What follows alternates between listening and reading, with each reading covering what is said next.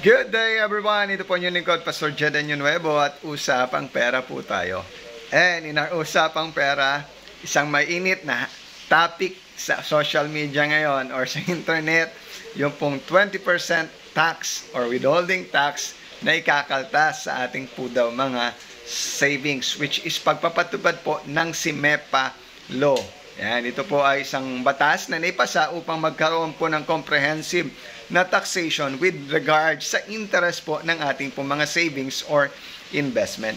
Actually, mga kapatid, mga giliw nating taga-subaybay, para po sa kaliwanagan ng lahat, hindi po kakaltasin ang 20% sa ating pong mga savings account or sa ating pong mga investment.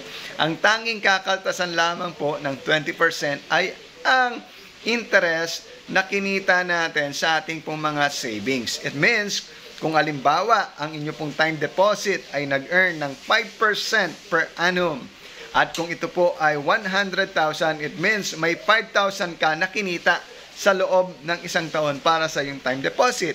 Ngayon, ang i-withhold po na tax po ay 20% ng 5,000. It means 1,000. Hindi po ang kabuuan ng ating po mga savings or time deposit na nasa mga bangko.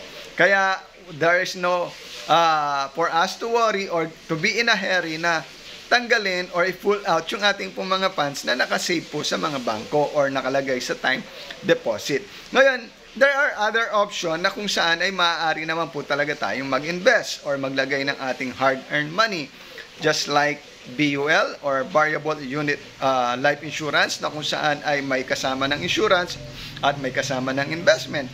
Pwede rin tayong maglagay sa Pag-ibig MP2, pwede rin tayong maglagay sa mga digital wallets or digital banks, at pwede rin naman tayong maglagay sa mga cryptocurrencies ng ating po mga hard-earned money. But it is not a investment advice, no? Ito po yung mga option lamang natin na kung saan pwede nating ilagay yung ating mga hard-earned money na wala pa po o hindi pa po nasasakop ng taxation law. Yan po, maliwanag nawa po sa atin, hindi po ang kabuuan ng ating mga savings ang babawasan, kundi yun lamang pong interest na kinita natin sa ating pong mga savings, which is napaka-baba na po actually. Right now, it is 0.25% per annum ang interest na kinikita ng ating pong mga savings sa bangko. Di po ba? Kaya kung tutusin, titingnan natin, lugi po tayo kapag po ang pera natin ay nakasave lang sa bangko. Dahil talo pa po sa inflation. Ang inflation natin ay naglalaro ng 3% to 5%. It means, yung pong pera natin sa bangko na nagbavalue ng 100 today, after a year, it is only 97 pesos. Yan po ang katotohanan. God bless us all. Have a great and wonderful day.